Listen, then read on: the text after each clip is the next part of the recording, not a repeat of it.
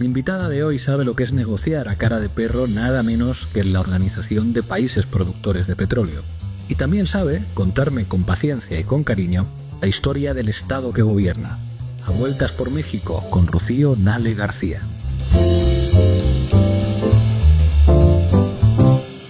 Rocío Nale García, gobernadora de Veracruz, muchísimas gracias por atender a Canal Red.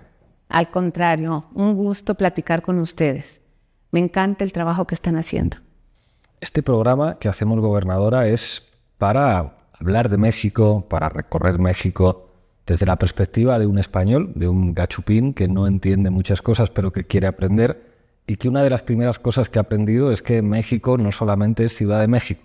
Entonces, en este programa queremos recorrer México a través de sus estados. Entonces, le tengo que preguntar por la historia de Veracruz. La primera es la historia previa a la colonización, previa a la conquista. Es un territorio lleno de civilizaciones originarias, olmecas. ¿Cómo existe, digamos, cómo pervive esa memoria y ese presente de los pueblos originarios, de los pueblos indígenas en la identidad actual de Veracruz? Bueno, tengo el honor y el orgullo de ser la gobernante de un maravilloso estado. Veracruz es un estado donde se inicia la historia de México.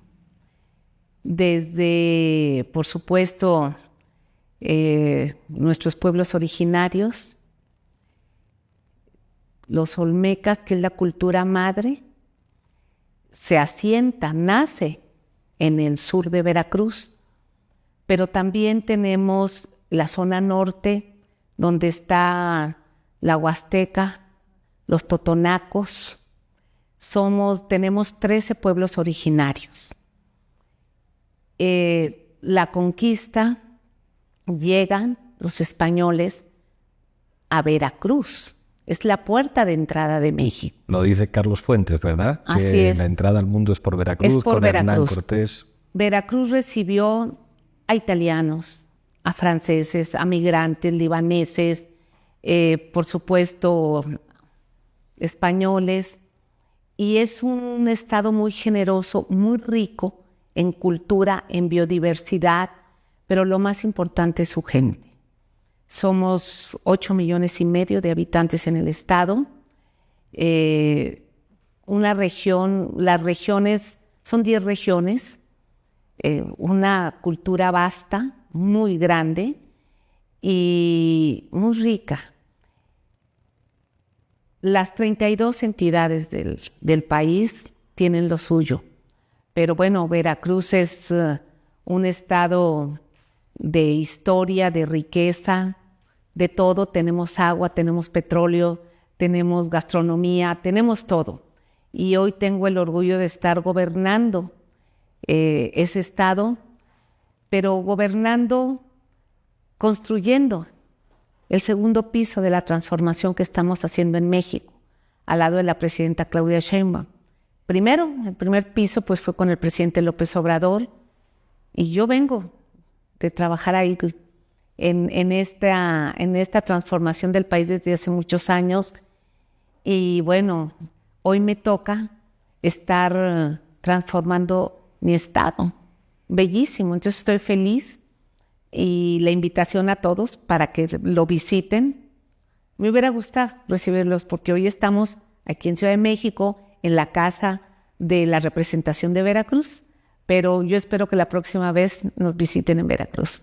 Iremos, sin duda. Sí, con mucho gusto. Le voy a preguntar por el presente, pero antes querría pedirle como un recorrido sobre los momentos clave en la historia de Veracruz. Algunos los conozco, la marcha de Porfirio Díaz al exilio desde el puerto de Veracruz, las intervenciones militares de franceses y estadounidenses. Cuéntenos los que a su juicio son las cicatrices clave en la historia de Veracruz que forman la historia de México. Bueno, la cuarta transformación que estamos viviendo, Veracruz ha vivido las 4 transformaciones.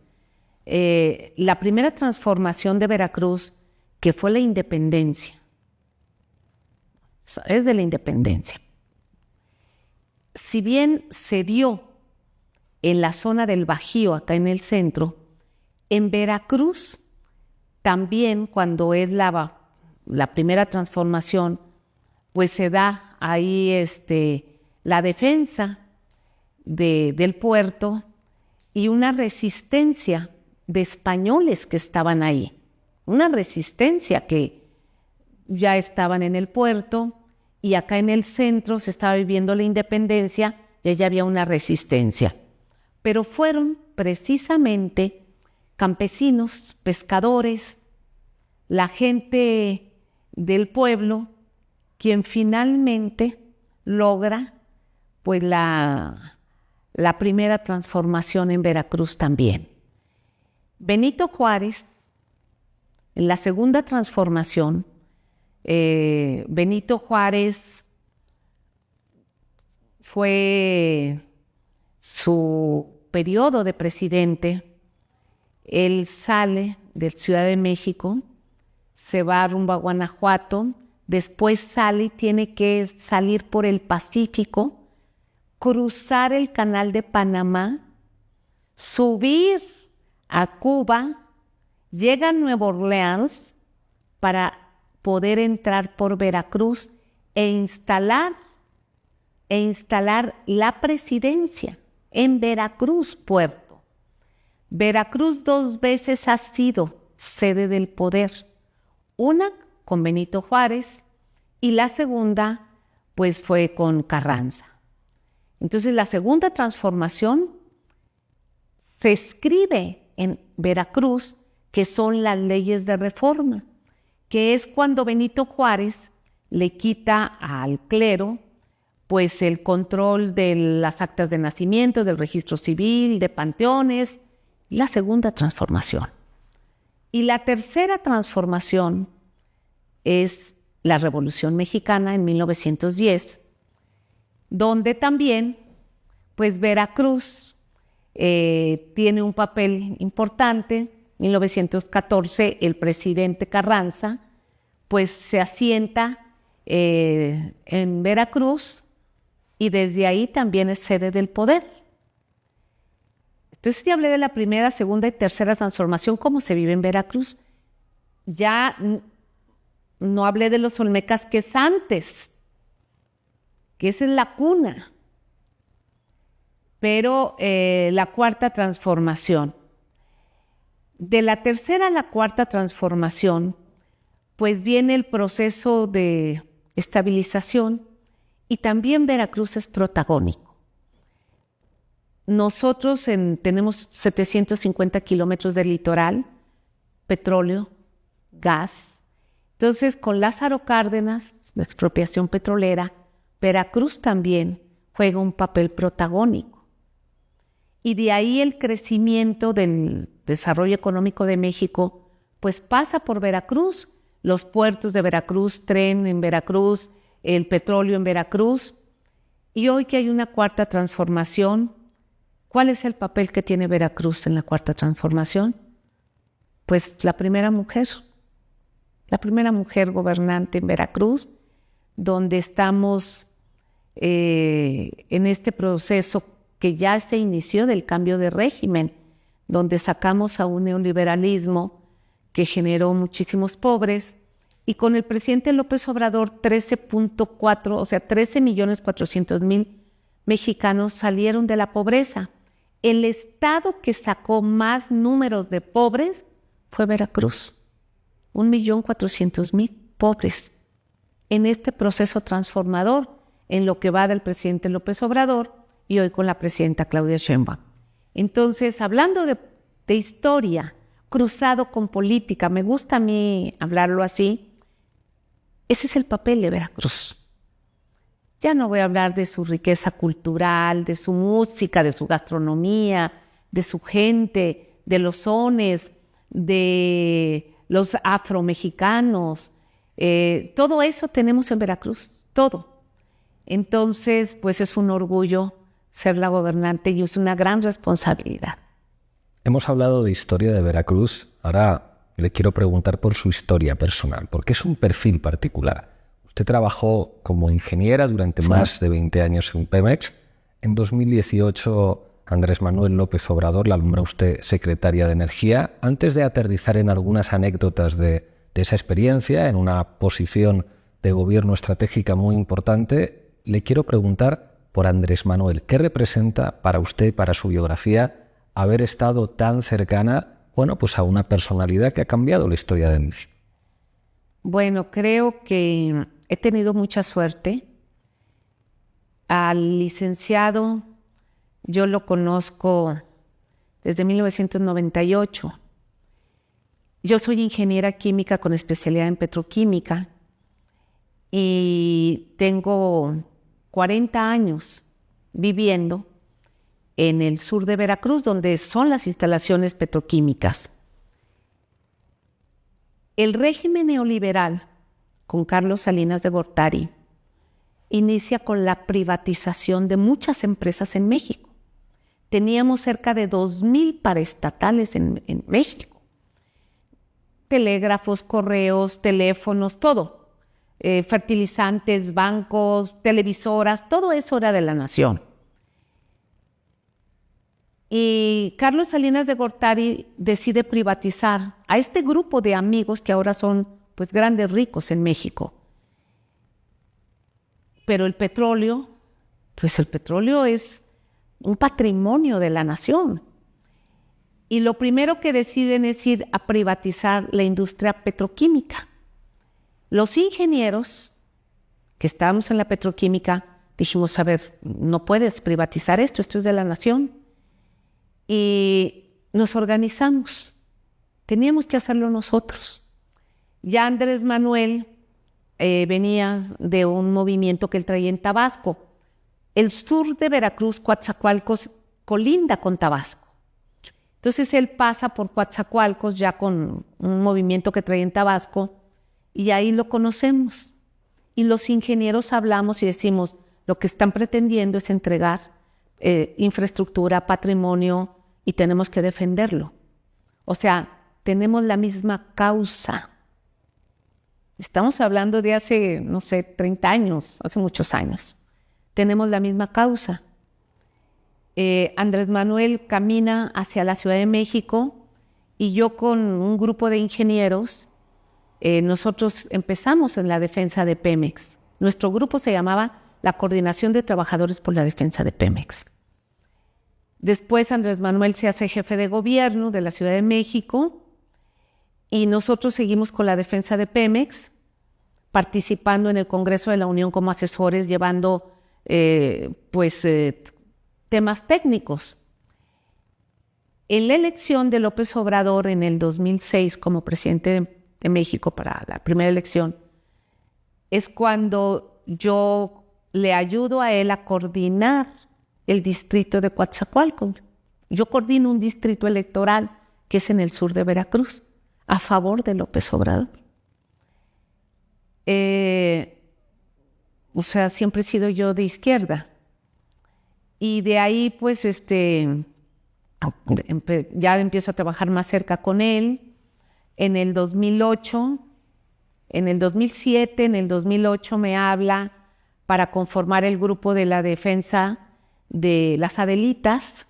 Tanto Claudia Sheinbaum como yo, conformamos el grupo de las Adelitas para defender el petróleo de una iniciativa de privatización con Calderón. Y participamos las dos y la maestra Efigenia, que en paz descanse, en los debates del Senado de la República. Éramos las únicas mujeres donde venimos a debatir técnicamente por qué no era conveniente abrir el sector petrolero. Entonces, todo este tiempo he trabajado con él,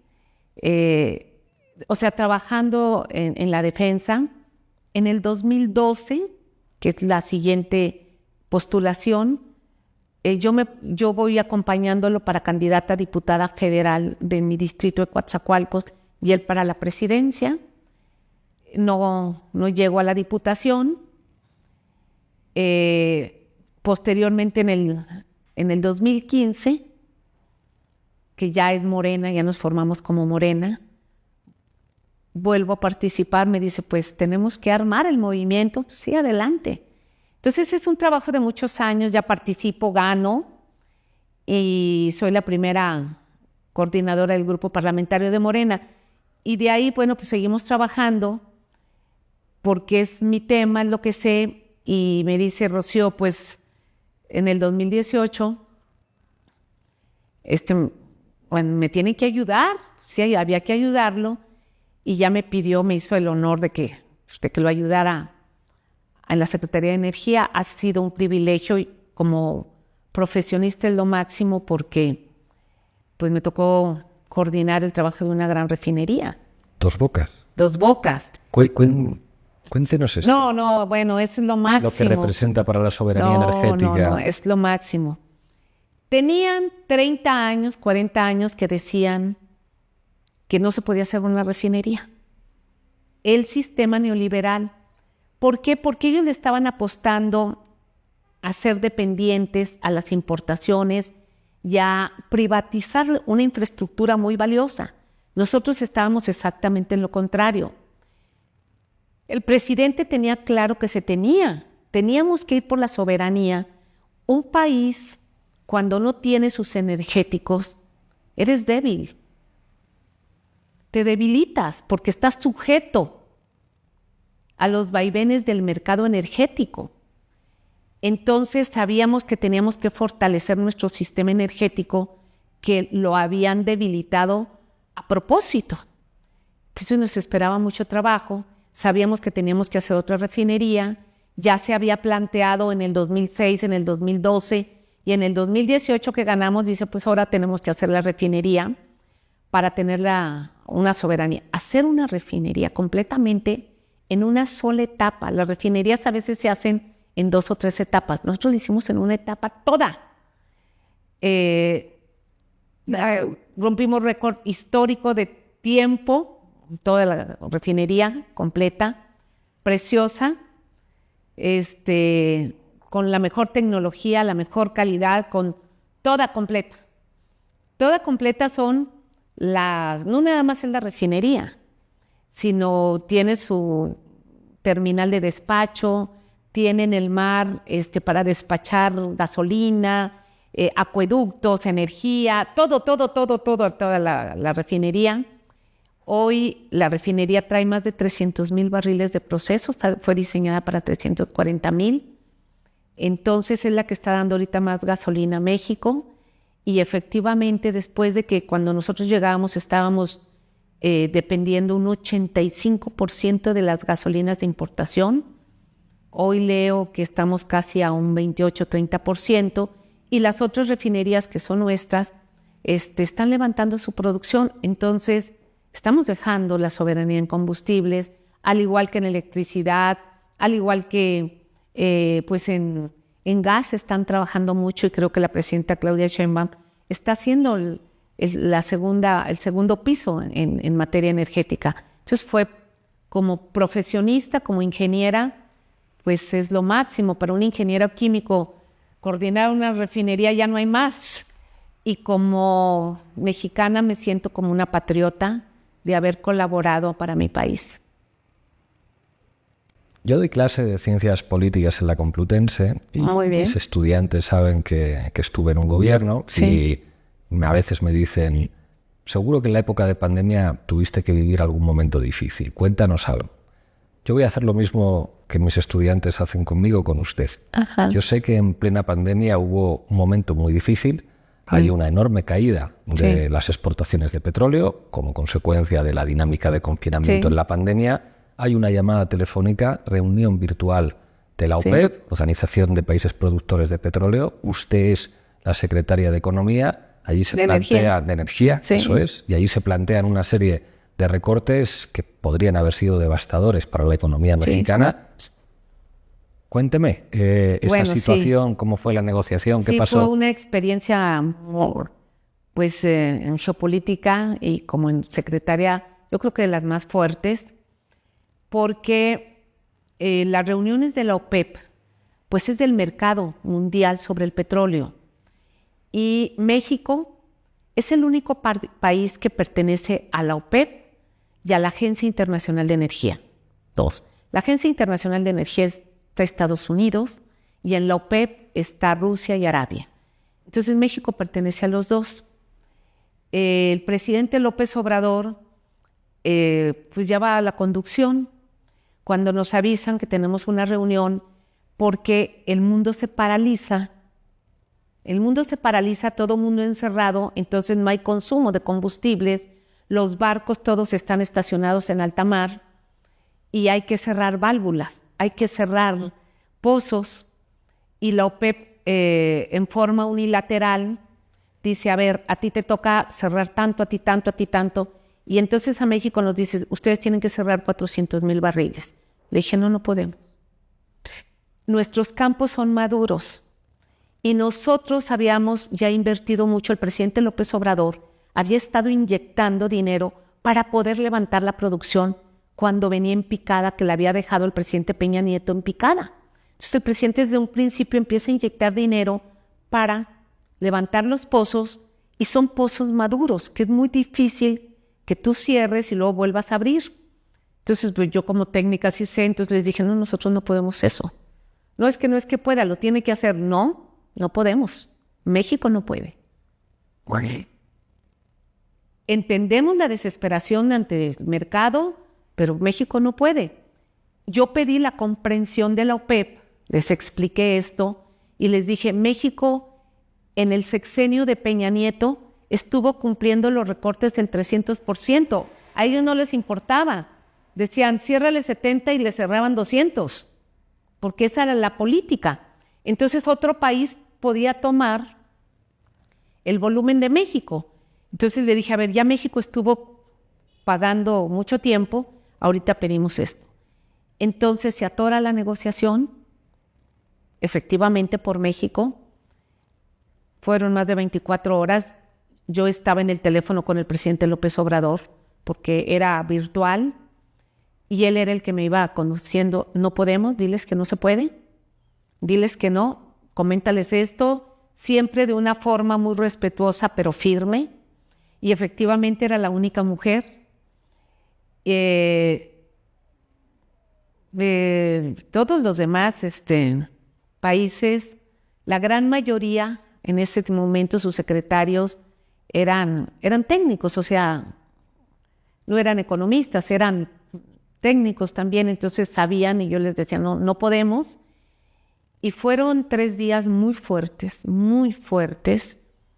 hasta que se hace una negociación a alto nivel y ya el presidente López Obrador dice, a ver, nosotros vamos a cerrar 100,000 barriles 2 meses.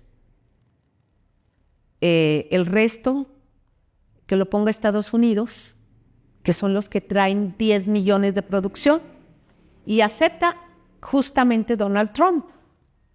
Entonces es una negociación de alto nivel que hace el presidente López Obrador, pero que en la mesa pues estaba yo representando a México, y fueron 3 días de una presión muy fuerte y de resistir presiones fuertes, pero no había otra opción.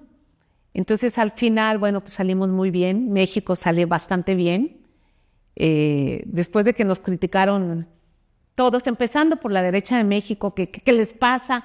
Pero bueno, nosotros sí sabíamos lo que queríamos. Entonces fue una negociación fuerte, pero nos ayudó porque también después de eso nunca había visitado un secretario general de la OPEP México. Y ya después de eso, Mr. Haytham, quien está todavía secretario de la OPEP, después visita nuestro país, conoce Dos Bocas, conoce el Golfo de México, los campos petroleros, saluda al presidente López Obrador y esta relación se hace más cordial. Entonces creo que fue para bien y sí fue una gran experiencia. Le quiero preguntar por otra experiencia que me parece muy interesante. Se dice que el nuevo colonialismo tiene como protagonistas a las empresas. Usted tuvo el protagonismo en la compra de 13 plantas de generación eléctrica de una empresa española, una multinacional, Iberdrola. ¿Cómo fue esa experiencia? Fue también una negociación muy larga, muy fuerte, porque decidió el gobierno del presidente López Obrador poner un freno a la generación de electricidad de empresas privadas porque teníamos que proteger el mercado eléctrico. El mercado eléctrico se tiene que proteger y veíamos el ejemplo de España, donde las tarifas eléctricas y donde era una locura y dijimos, no, nosotros tenemos una empresa muy fuerte que es la Comisión Federal de Electricidad y que también venía en picada. Entonces pusimos una barrera y dijimos, hasta aquí. Pero Iberdrola, que estaba ya en México, decía, no, si nosotros venimos para crecer y para quedarnos. Dijimos, no, aquí hay un gobierno, de aquí mandata un gobierno y ustedes hasta aquí llegan. Entonces fueron casi 2 años y intentamos hacer un cambio de ley que no pasó en el Congreso para proteger el mercado eléctrico porque ellos se metían con los partidos de derecha, con el PRI y el PAN, a defender los intereses de Iberdrola. Entonces no pasa, sin embargo, en la práctica nosotros logramos frenar. Un gobierno firme, un gobierno fuerte dice no. Y entonces Iberdrola dice, bueno, yo tengo estos activos, ya no me conviene estar aquí, se los vendo. Y entonces es una estrategia interesante, porque pues los activos, está bien, se hace la valoración. Aquí hay una institución que se llama Indavín, que es el que hace los avalúos. Indavín dice, esto vale esto, y el presidente López Obrador dice, está bien, se los compramos y vamos todavía a bajar más su participación que ellos tienen en México.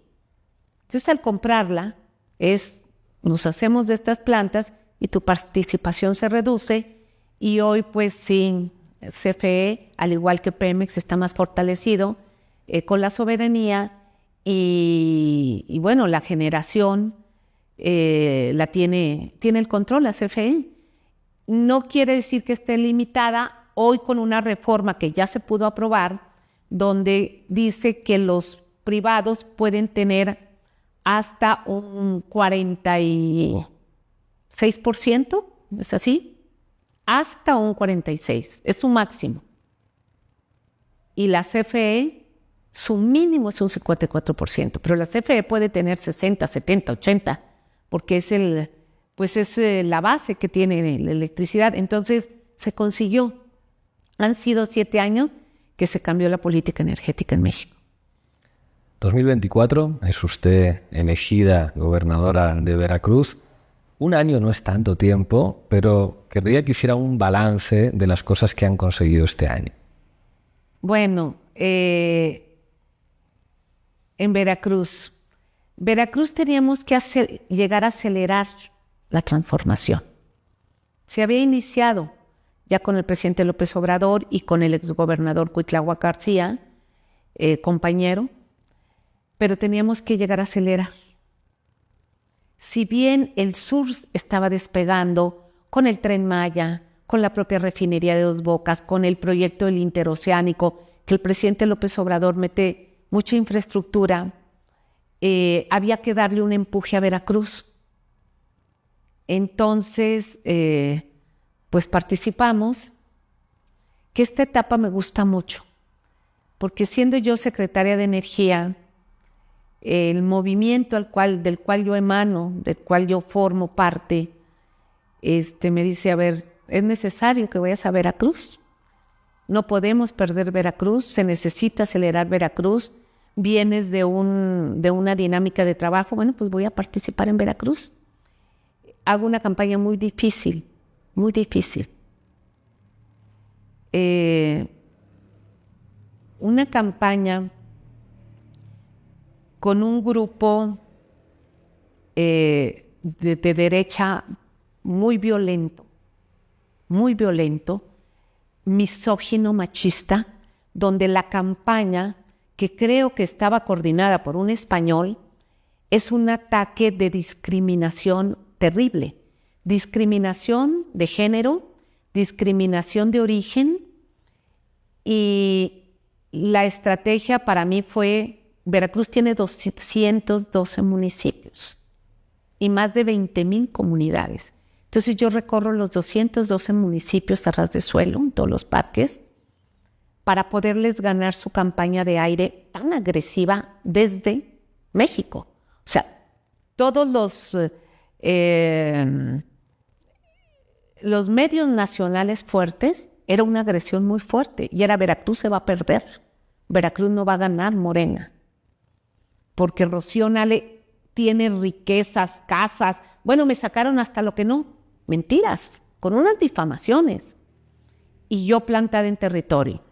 Bueno, fue contundente, les ganamos con 27 puntos, más de 1 millón de votos de diferencia, el pueblo de Veracruz muy sabio, pero eso también me da mayor responsabilidad. Entonces llego con otra dinámica, con otro ritmo, a acelerar la transformación en trabajo social, infraestructura, que nos faltaba muchísimo, a conciliar la sociedad veracruzana, porque estaba dividida, porque la derecha siembra odio. Entonces yo tengo que llegar a conciliar, a trabajar todo el día, y a un año, justamente ahora el 3 de diciembre, bueno, el 30 de noviembre, cumplí un año, acabo de dar mi informe de labores, estoy satisfecha, nos falta, pero es apenas un año, me faltan 5 años, y estoy convencida que tengo que dejar completamente transformado Veracruz. Gobernar da alegrías y cuando se gobierna, si se hace bien, se puede transformar para mejor la vida de la gente, pero gobernar implica también enfrentar muchas dificultades. Veracruz ha sido un estado golpeado por el narco, más recientemente por inundaciones. En este año, ¿cuáles han sido sus momentos más difíciles? No, sin duda el más difícil fue la contingencia que pasamos de las lluvias de octubre. Nunca se había vivido una contingencia así. Fueron 5 estados. Se llama la zona de la Huasteca, que es la parte norte de Veracruz, pero que colinda con Hidalgo, con Puebla, con San Luis Potosí y también Querétaro, una parte de Querétaro. Fueron 5 estados donde las lluvias fueron tan intensas que hubo deslaves en una zona, la Huasteca es bellísima, donde comunidades sufrieron inundaciones muy fuertes, pero Veracruz, de la Huasteca, toda esa agua baja a Veracruz para desembocar al Golfo de México, así se llama. Entonces Veracruz está en la planicie, entonces toda esa agua baja a 3 ciudades muy grandes que tenemos, Poza Rica, Álamo y El Higo. Otra parte también en Tempual, otra ciudad. Y toda la sierra que colinda con Hidalgo en Guayacocotla. Entonces tuvimos inundaciones muy severas, donde casas, adentro de las casas con lodo, hasta 4 metros adentro de las casas. La población que vio perdidas todas sus propiedades, 37 fallecidos en Veracruz, lamentablemente. Personas aún que tenemos no localizadas, eso es lo que más duele, pero limpiar, ayudar a la gente, hacer puentes aéreos, llevar comida. Y el Estado de México, o sea, lo que es la federación, el gobierno es tan fuerte que ahí nos dimos cuenta. La presidenta con todo su equipo, la presidenta Claudia Sheinbaum, con todo el gabinete lo movió.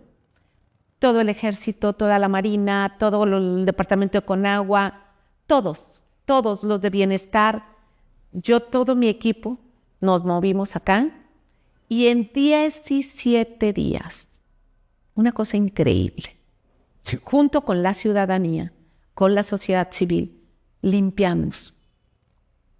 Salimos adelante. En un mes, porque fue una cosa que yo dije, no sé cómo le vamos a hacer, pero la solidaridad, México es un país muy solidario.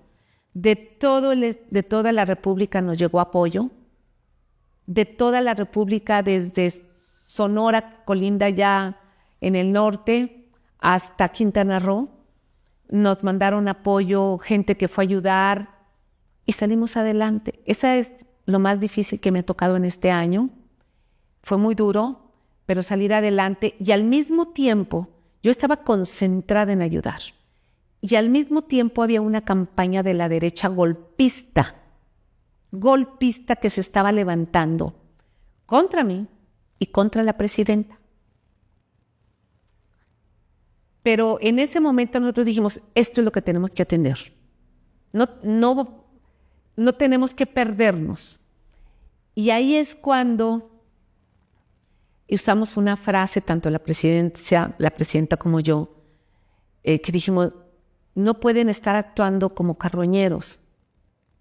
Cuando tenemos una contingencia, cuando tenemos a nuestra gente tan necesitada, cuando estamos acá y cuando hay una desgracia, sale un grupo a golpear o a pedir ayuda al extranjero. Increíble, increíble. Entonces, ya que atendemos, ya que salimos adelante y que estamos todavía atendiendo el tema, es cuando ya regresamos al eje. Yo estuve 17 días ahí en la zona, no estuve en Jalapa, que es la capital. Cuando regreso a Jalapa, pues sí, ya había ahí también unos grupos ahí golpistas, pero ya es cuando regresamos a dar cara como la presidenta. Yo acabo de tener la concentración grandísima en Jalapa de 25,000 personas donde di mi informe. Es la calle, nuestro movimiento se hizo en la calle. Nosotros informamos, nosotros damos cara. Eso es el movimiento. El movimiento no son los bots. Las redes son fabulosas, pero pues cuando hay una interacción real. Cuando son bots y esas cosas, pues no sirven para crear un escenario de humo que no dura. Estamos llegando al final, gobernadora, me queda el cuestionario.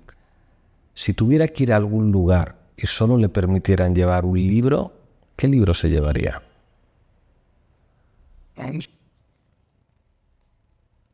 Sin duda el de Gracias de López Obrador, porque en el libro de Gracias, su nombre lo dice, él relata desde el movimiento y entonces él ahí relata experiencias y determinaciones, cómo actuó. Yo me formé con él.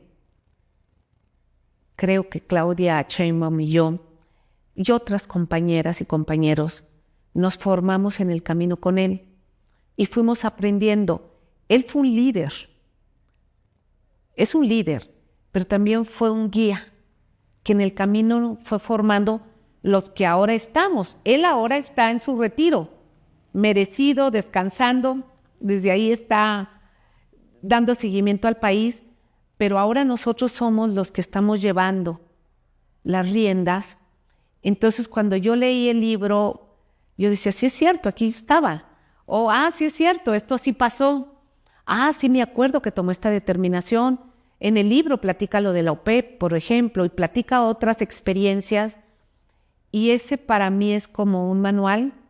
Acaba de sacar su libro de grandeza, que es maravilloso porque habla de la cultura olmeca. Y la cultura olmeca, su origen es en Veracruz. Y luego, pues posteriormente también aparece en Tabasco, con una gran presencia en Tabasco. Entonces, para mí, pues bueno, sería doble, ¿no? El de grandeza, pero el de Gracias me gustó mucho como guía política. Y ese sería el libro. Ok. Y para entretenerme, bueno, Saramago me encanta. ¿Y qué película o qué serie se llevaría? Bueno, a mí me gusta, hay una película que me gusta mucho que se llama Petróleo Sangriento. Esa película de Petróleo Sangriento, porque es de mi lucha, relata cómo en la época del petróleo en Estados Unidos, un tejano o un campesino encuentra el petróleo y cómo lo desarrolla y lo comercializa. No sé si ya lo vieron. Entonces, tuvo un Oscar él, en su presente. Él tuvo un Oscar por esa película. Y en la película te relata cómo se formaron las transnacionales, qué alianzas hicieron, cómo hicieron los gasoductos. Y es una película. En español se llama Petróleo Sangriento. Entonces, bueno, me gusta mucho porque pues es la historia del petróleo y no nada más de la producción, sino de la geopolítica y de cómo se maneja. Y bueno, esa es mi especialidad. Entonces, bueno, es la que me gusta. Y en política, mi máximo, que todos los 25 de diciembre la veo, o sea, la he visto muchísimas veces, la trilogía del Padrino. Las 3 series del Padrino. Padrino 1, Padrino 2 y Padrino 3. Porque tiene mucha filosofía. Se aprende mucho. Sí. La última pregunta ya del cuestionario es muy personal. Una de las características de la vida de todos nosotros es que se acaba y casi nunca nos dejan decir unas últimas palabras. Entonces a mí me gusta preguntar siempre, el día que te tengas que marchar de este mundo, en tu entierro, que yo sé que aquí en México se puede hablar de la muerte con más libertad que en otros países, ¿qué canción te gustaría que escucharan tus amigos, tus seres queridos para recordarte? Bueno, creo que he sido muy privilegiada en la vida y yo creo que esta canción es la que muchos latinos yo creo que la escogerían, pues es Gracias a la Vida. Es Gracias a la Vida porque he tenido hasta hoy buena vida. Mis padres, mis hermanos, provengo de una familia tradicional mexicana donde nos formamos. Yo provengo de la escuela pública, me hice en una escuela pública, entonces me pude preparar, entro a trabajar a Pemex, a servirle a mi patria y bueno, tengo 35 años de matrimonio donde formé una familia, mis hijas, y me pude desarrollar como profesionista y como política. Entonces, por eso me considero que he sido privilegiada por la vida y de alguna manera, en lo político, pues trato de corresponder a mi comunidad, a mi sociedad, a mi país.